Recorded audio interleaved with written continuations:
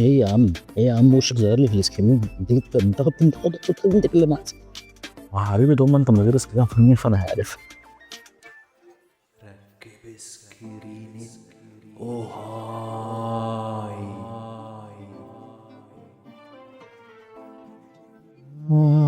مصحى كمان. ايه ده؟ هو الموبايل باظ ولا ايه؟ لا ما بس انا قررت احافظ على خصوصيتي وركبت سكرين اهو. هاي ده احنا حبة النفع. كاش. لو بتعاني من المتطفلين اللي كل شويه يبصوا في موبايلك فاحنا جبنا لك الحل. سكرين رقم ايه؟ براند اوهاي.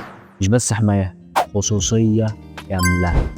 طبعا السكرينه بتيجي بازاز محمل بسمك 3 مللي، وبتيجي كمان بلزق زيت عشان تركب معاك في ثانيه، وبرضه بتيجي انتي ستاتيك مضاد للكهرباء الساكنه عشان ما تلمش اي تراب. كمان من مميزات السكرينه دي ان هي بتيجي بفلتر السماعه، كمان بتبقى مقفوله من عند الكاميرا عشان ما تلمش اي تراب عند الكاميرا او عند فلتر. طبعا السكرينه ووتر بروف، يعني عرق ميه ولا اكنهم موجودين.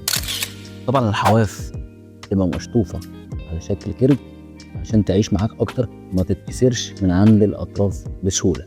طبعا اهم ميزه للسكرينه ان هي طاميه، يعني خصوصيتك محميه 100%. اي حد هيجي يبص على الموبايل من الجنب استحاله ان هو يشوف زي ما انت شايف كده.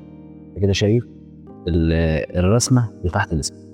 هتيجي نحركها شويه من كده هتلاقي ايه؟ الكتابه اختفت. كذلك لما تركبها على الموبايل، اول ما تركبها اي حد من جنبك استحاله ان هو يشوف اي حاجه في شاشه موبايل. طبعا هي بتيجي على باكت محترم جدا، تقفيل محترم جدا، وجوه الباكت تلاقي كل اللي انت محتاجه. انتك الجميله، كمان ادوات التنظيف وادوات ببساطه دي السكرينه اللي مش هتستغنى عنها.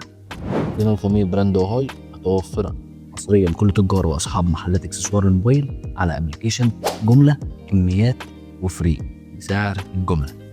هنا متوفره محلات سلام، جرابو سكرينه، بيت سكرينه في اسكندريه، شارع 45. خدت اللي انت عايزه، اديني بقى اللي انا عايزه. لو عجبك الفيديو ما تنساش تعمل لايك، شير، فولو علشان توصلك الفيديوهات اول باول لكل منتج اعمل عليه فيديو. لو محتاج تسالني عن اي حاجه اكتب لي في الكومنت. سلام.